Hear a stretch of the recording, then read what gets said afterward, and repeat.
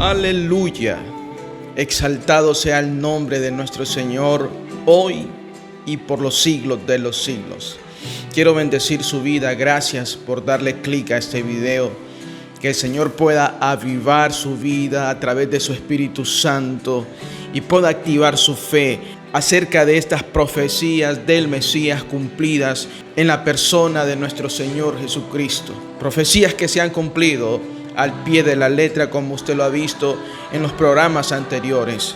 Hoy quiero compartir con ustedes otra profecía más acerca del Mesías, una profecía poderosa, así que por favor quédese con nosotros para que Dios pueda bendecir tu vida, para que Dios pueda hacer crecer tu vida espiritualmente, para que el Señor active tu fe en el Mesías que es Jesús el Cristo. Quédate con nosotros y no te olvides suscribirte y darle un poderoso like a este video en el nombre de Jesús. La siguiente profecía que la Escritura nos abre es que el Mesías, el Cristo, el ungido, sería sacerdote del orden de Melquisedec. Por favor, acompáñame al libro de Salmos, capítulo 110, versículo 4. Dice la palabra del Señor en una Biblia hebrea, dice: el Eterno ha jurado y no se arrepentirá. Tú eres un sacerdote para siempre, como lo fue Melquisedec o Malquisedec. Mire qué poderosa palabra es esta. El Mesías, su sacerdocio iba a ser según el orden de Melquisedec, no según el orden de Aarón, ya que era un sacerdocio temporal. Pero el sacerdocio de Melquisedec, dice la palabra de Dios, que es un sacerdote eterno. Ahora, ¿cómo lo dice una Biblia versión Reina Valera? Mire lo que dice: juró Jehová y no se arrepentirá. Tú eres sacerdote para siempre según el orden de Melquisedec. Escuche, según el orden de Melquisedec. ¿Y quién era Melquisedec? Melquisedec era un rey sacerdote, pero era un rey sacerdote que no tenía principio de días, ni tampoco tuvo un final de días. Era un tipo de Cristo. Ahora quiero que usted descubra 10 aspectos importantes de Melquisedec. Y escúchenlo. Melquisedec era rey de Salem. ¿Y quién era Salem en aquel tiempo? Salem era la antigua Jerusalén. ¿No le llama la atención esto? Si Melquisedec era rey de Salem, que era la antigua Jerusalén, significa que el Mesías será el rey de Jerusalén, pero en estos días venideros. Jesús será el rey de Jerusalén. Número 2. Melquisedec era sacerdote de Dios en los días de Abraham. Escuche bien esto. En los días de Abraham ya existía un sacerdote que ofrecía adoración, que ofrecía ofrenda al Dios único y verdadero. En aquel tiempo había muchos ídolos, pero de entre todos esos sacerdotes malignos, diabólicos, existía un sacerdote del Eterno.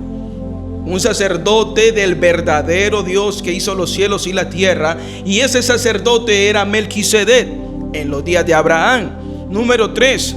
Melquisedec se encontró con Abraham al volver de su victoria militar.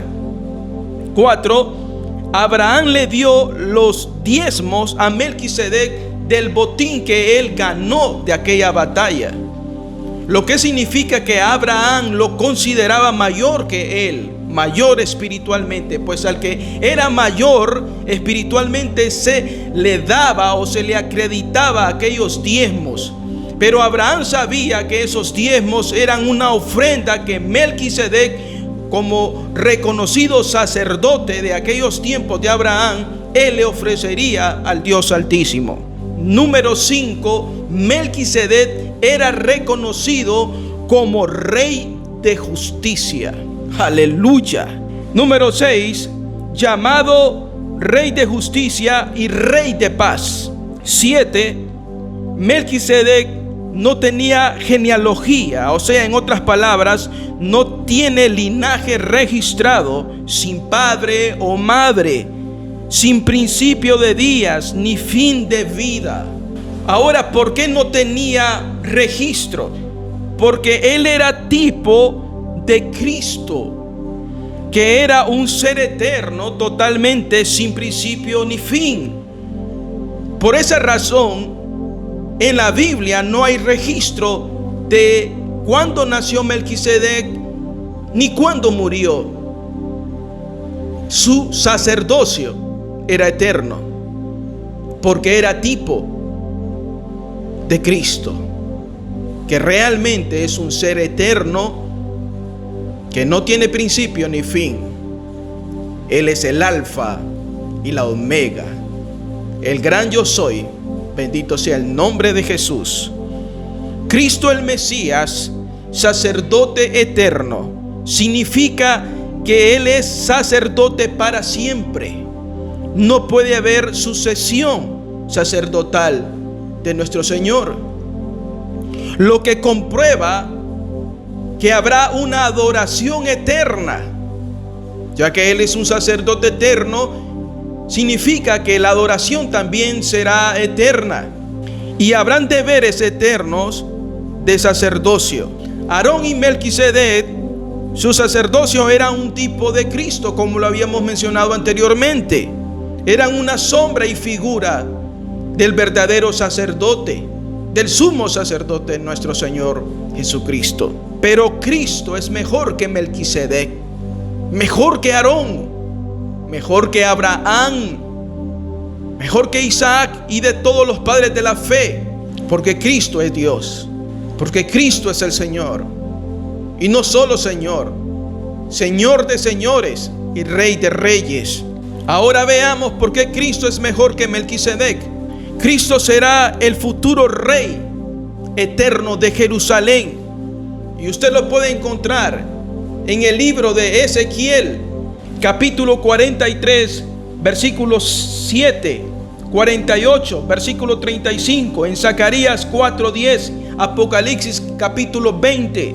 Melquisedec fue en el pasado rey temporal de Jerusalén, pero Cristo es rey eterno de Jerusalén. También Cristo es un sacerdote eterno, Melquisedec un sacerdote temporal. Cristo es Dios, Melquisedec un hombre. Eso usted lo puede ver en el libro de Hebreos capítulo 1 verso 8, Juan capítulo 1 verso 1 al 2 y al 14. También Cristo es Rey eterno de justicia y Melquisedec temporal. Cristo, Rey eterno de paz. Cristo es un ser eterno. Miqueas capítulo 5 verso 2, Isaías 9:6. Y no así Melquisedec. Usted lo puede ver en Hebreos 7:3 al 6. Cristo es un ser eterno, Melquisedec un hombre normal. Ahora bien, Cristo como un ser eterno no tiene padre, madre, principio de días ni final de vida. Miqueas 5:2. Melquisedec tuvo todas estas cosas, pero no fueron registradas. Véalo en Hebreos capítulo 7 verso 3 al 6. Y número 8, Cristo fue el prototipo, Melquisedec el tipo de un sacerdocio eterno. Hebreos 6:20, capítulo 7 verso 17. Cristo mejor que Melquisedec. Aleluya. Ahora bien, ¿dónde se cumplió esta profecía en el Nuevo Testamento? Lo vemos en Hebreos capítulo 5 versos 5 al 6 y dice: así tampoco Cristo se glorificó a sí mismo, haciéndose sumo sacerdote, sino que el que le dijo: tú eres mi hijo. Usted se acuerda de esta profecía cuando Dios le dijo en la eternidad: tú eres mi hijo, yo te engendré hoy. Como también dice en otro lugar: tú eres sacerdote para siempre según el orden de Melquisedec. Esta profecía se cumple en el libro de Hebreos 5, 5 al 6. Ahora vamos a la siguiente profecía. El Mesías iba a tener una entrada triunfal en Jerusalén. Zacarías capítulo 9, versículo 9 dice: alégrate mucho, hija de Sión, da voces de júbilo, hija de Jerusalén. He aquí, tu rey vendrá a ti, justo, salvador, humilde, cabalgando sobre un asno, sobre un pollino, hijo de asna. Escuche cómo iba a venir el Mesías cuando iba a entrar a Jerusalén. Dice el Mesías, el rey, tu rey vendrá a ti, y mire cómo será. Justo, será justo. Aleluya. ¿Qué más justo que nuestro Señor Jesucristo? Justo. Será salvador. O sea, te rescatará de tus pecados. Te rescatará de tal manera que dará su propia vida en una cruz para que tú, para que yo fuéramos perdonados de todos nuestros pecados. Cristo es nuestro Salvador. Nos rescató del pecado, nos rescató del castigo eterno, nos rescató de ir al infierno, nos rescató de ir al castigo eterno del lago de fuego. Él era justo, Salvador, dice este versículo del profeta Zacarías 9:9. Pero mire lo que sigue diciendo: Él es humilde. No había arrogancia en Él, no había orgullo en Él. Él amaba a Dios, dependía de Dios. Ese es el humilde, el que no depende de sus fuerzas, sino que depende de las fuerzas que Dios da. Pero también dice que vendrá cabalgando sobre un asno, sobre un pollino, hijo de asna. El Mesías, cuando entró a Jerusalén, pudo haber ir cabalgando sobre un caballo, pero eso simboliza de que entonces Él no vendría como Salvador, sino como un rey conquistador, un rey militar. Y el propósito de su primera venida no era venir como rey a este mundo, sino que era venir como un Salvador, como lo dice Zacarías 9:9. Por eso es que Él venía sobre un pollino, sobre un hijo de asna, dice Zacarías 9:9. Esa es la razón. Él iba a ser humilde, pero no en su segunda venida. En su segunda venida todo ojo lo verá, cuando venga en el cielo sobre un caballo blanco y sobre una cinta que dice Rey de Reyes y Señor de Señores. Él vendrá a conquistar las naciones. Vendrá a derrotar al anticristo, al falso profeta, a la bestia, al dragón, a Satanás, que Dios lo reprenda. Ya no vendrá sobre un asno, sino sobre un caballo blanco, dice la Biblia, y atrás de Él vendrá un ejército, y ese ejército es la iglesia que Él ha redimido con su sangre preciosa. En otras palabras, todos aquellos que fueron arrebatados o fueron trasladados al cielo cuando vino en el arrebatamiento. Ahora, ¿dónde se cumple esta profecía de la entrega triunfal en Jerusalén sobre un asno?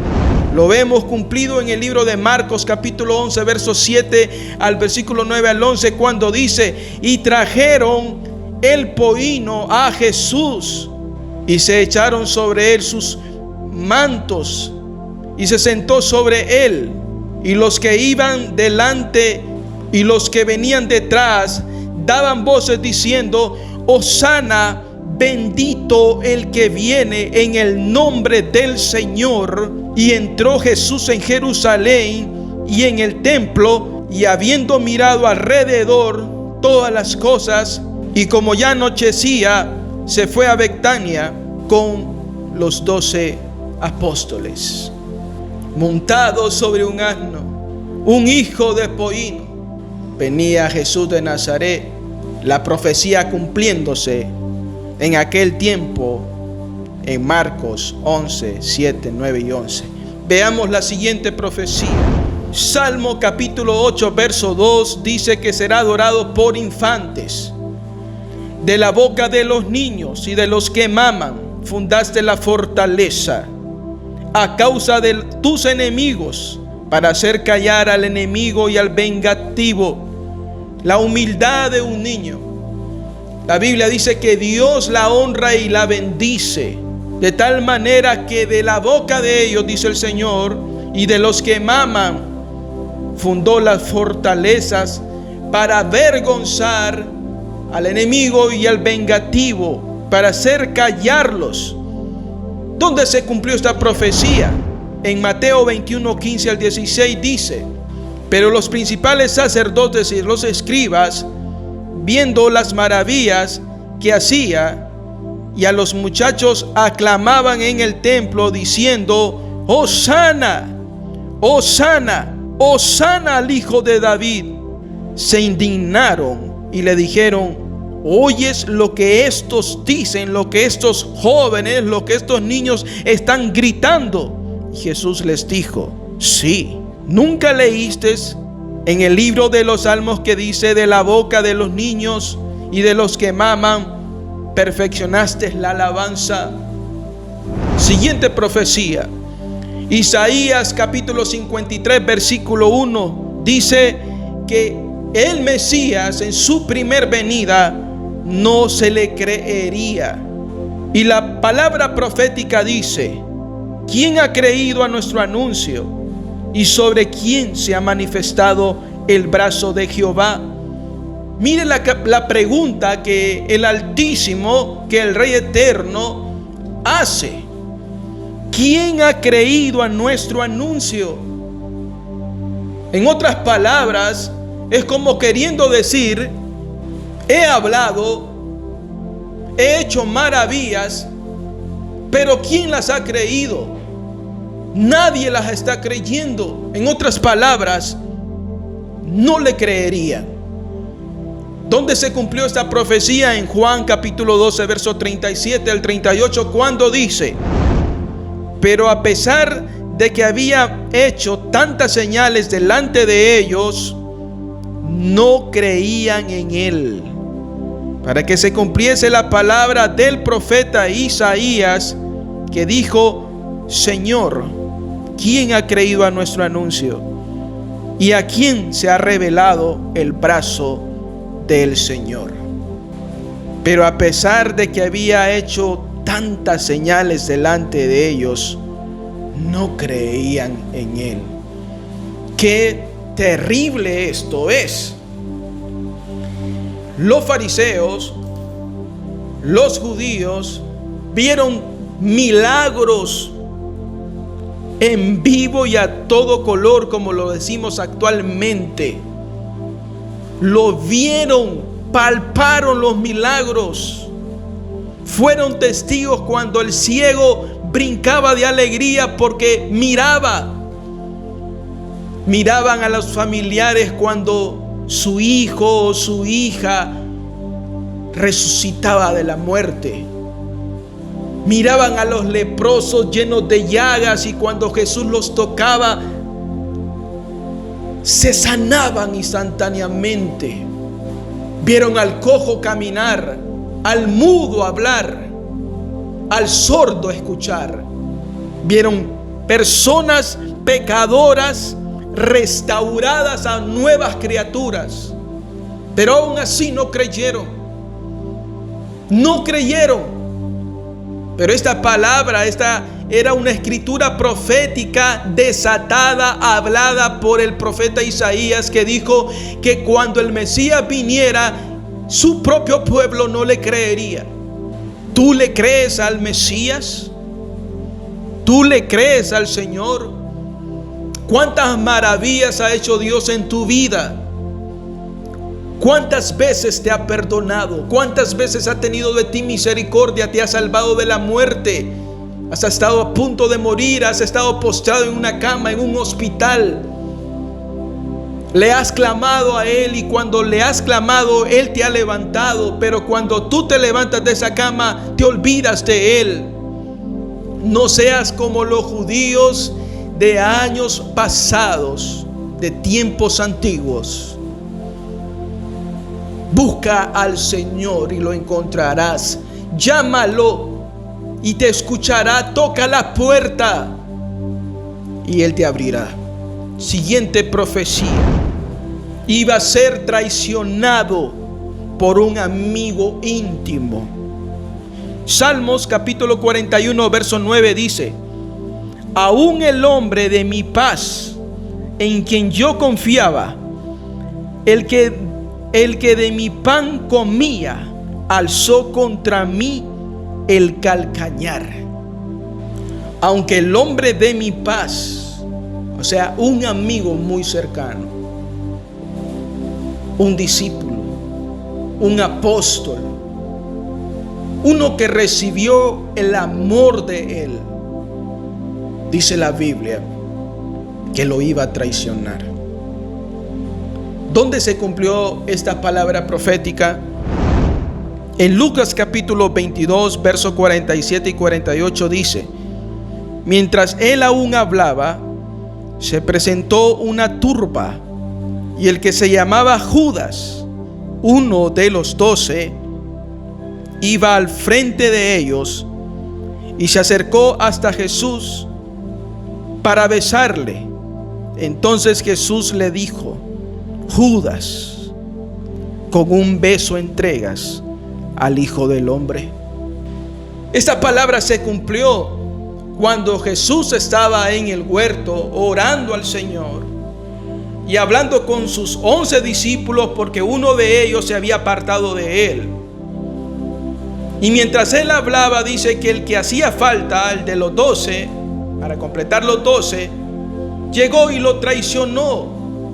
Y con ese beso que Judas le dio a Jesús, le estaba indicando a la turba de gente que venía atrás de él: al que yo bese, ese es Jesús, ese es el Mesías. Recuerde que en aquel tiempo no había lámparas o no había una luz suficiente como para poder alumbrar las personas. Así que estaba en oscuridad.